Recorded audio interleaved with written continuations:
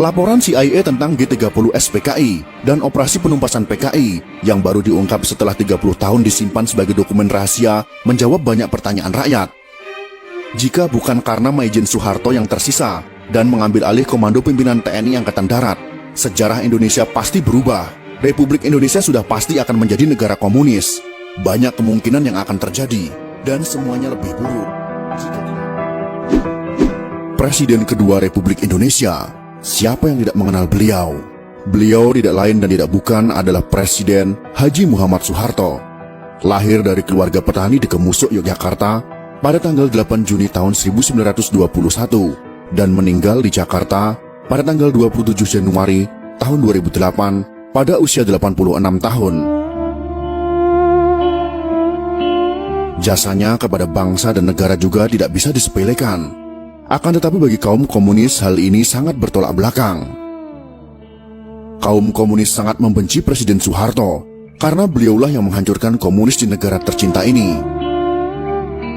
Akibat dari dendam dan bencinya mereka, sampai sekarang Presiden kedua Republik Indonesia ini difitnah dengan masif, dengan cara memutarbalikkan fakta sejarah yang sudah tertulis di bangku sekolah dengan sistematis.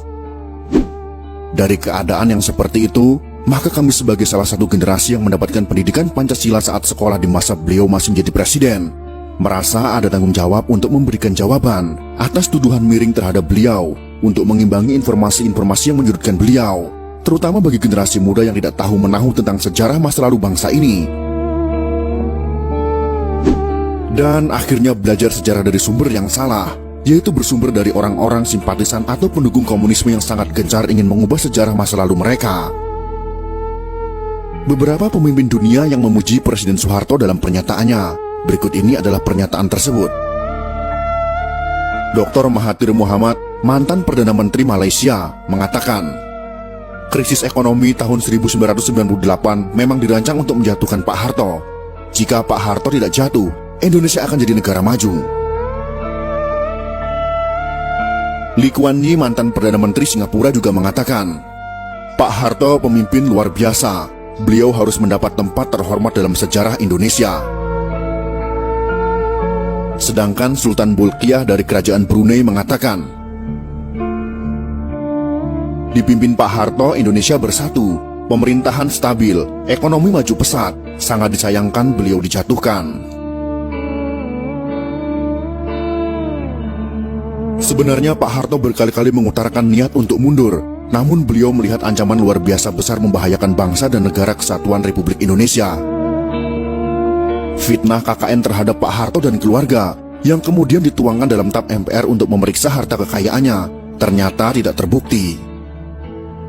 Majalah Time memfitnah Pak Harto dan keluarga dengan tuduhan punya simpanan 30 miliar dolar Amerika Serikat. Ternyata tidak terbukti sama sekali. Berbagai tim khusus dibentuk pemerintah untuk menyelidiki harta Pak Harto. Satu pun tak menemukan rekening yang mencurigakan di perbankan asing. Silahkan cari kemana saja. Jika terbukti saya ada simpanan 1 sen saja, saya siap dihukum mati, kata Pak Harto. Semua tuduhan itu adalah fitnah. Belakangan terbukti Pak Harto dijatuhkan oleh konspirasi global, yaitu Partai Demokrat Amerika Serikat, Partai Komunis Cina, dan sekutunya, yang berkolusi dengan kelompok anti Soeharto. Penyebab utama Pak Harto dijatuhkan adalah karena kemesraan dan keberpihakan Pak Harto yang sangat besar kepada umat Islam sejak tahun 1986. Ternyata ada pihak-pihak tertentu yang marah. Republik Indonesia merdeka pada tahun 1945. Namun kemerdekaan umat Islam Indonesia sejatinya baru terjadi pada tahun 1986 sampai 1987 setelah Pak Harto berpaling ke Islam. Sebagai manusia, Pak Harto sudah pasti tidak sempurna. Ada kelemahan, kesalahan, kekurangan, namun beliau tetap pahlawan. Jasanya luar biasa besar. Terbukti pada beberapa hari setelah Partai Komunis Indonesia melancarkan gerakan 30 September, Partai Komunis Indonesia, membunuh para pimpinan TNI Angkatan Darat, ulama-ulama, dan tokoh-tokoh anti PKI di seluruh Indonesia. Dari dokumen rahasia CIA yang sudah boleh diakses publik ditemukan catatan pejabat CIA tentang pertemuan pertama CIA dengan Pak Harto pada awal Oktober tahun 1965. CIA belum pernah membuka ke publik. Pak Harto juga tidak pernah mengungkap mengenai pertemuannya dengan CIA beberapa hari setelah G30 SPKI di Jakarta.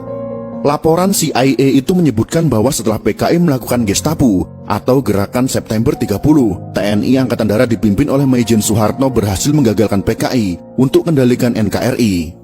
Faktor utama kegagalan Gestapo PKI menurut CIA adalah timing yang tidak tepat.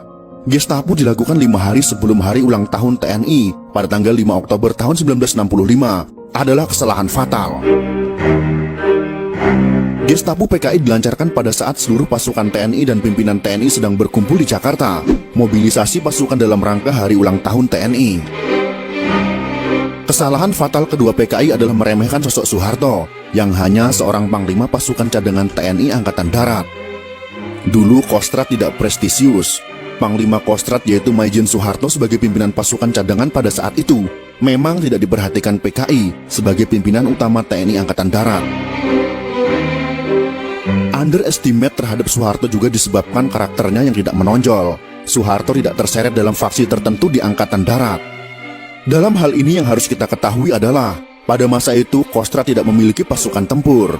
Jadi Maijen Soeharto pada saat itu tidak memiliki pasukan yang siap untuk berperang.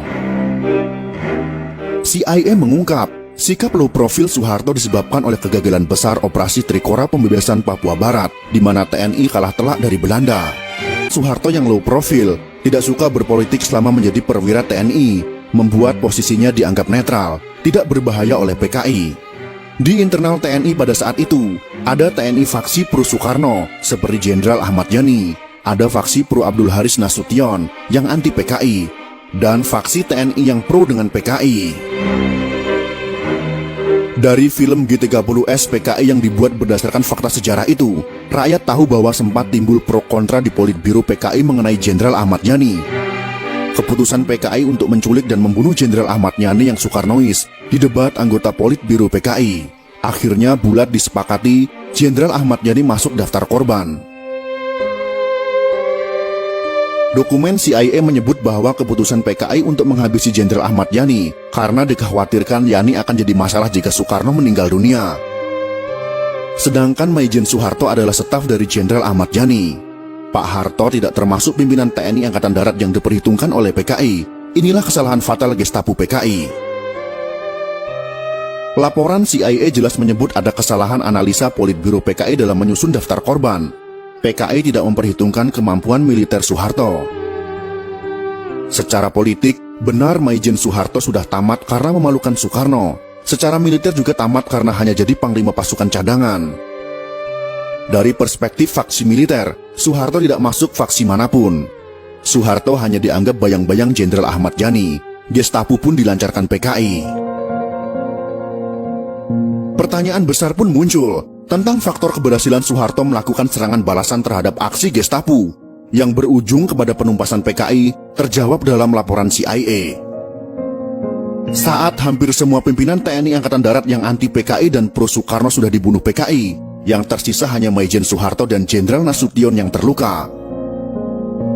Muncul pertanyaan, mengapa Soeharto bisa memobilisasi TNI begitu cepat dalam jumlah besar? Ada dua alasan untuk menjawab pertanyaan ini. Yang pertama, sebagian besar pasukan TNI ada di Jakarta dalam rangka hari ulang tahun TNI pada tanggal 5 Oktober tahun 1965. Yang kedua, Soeharto adalah mantan Panglima Trikora, satu-satunya jenderal yang berpengalaman dalam memobilisasi pasukan TNI dalam jumlah besar yang luput dari analisa PKI. Soeharto sebagai mantan Panglima Operasi Trikora sangat berpengalaman memimpin, memobilisasi ratusan ribu pasukan dari 3 matra TNI. Sekakmat TNI berhasil membalas aksi PKI. Bagi Soeharto memerangi pemberontakan PKI tahun 1965 sama seperti perang lawan pasukan Belanda. Hanya saja PKI lebih lemah daripada Belanda. Laporan CIA tentang G30S PKI dan operasi penumpasan PKI yang baru diungkap setelah 30 tahun disimpan sebagai dokumen rahasia menjawab banyak pertanyaan rakyat. Jika bukan karena Maijen Soeharto yang tersisa dan mengambil alih komando pimpinan TNI Angkatan Darat, sejarah Indonesia pasti berubah. Republik Indonesia sudah pasti akan menjadi negara komunis. Banyak kemungkinan yang akan terjadi, dan semuanya lebih buruk.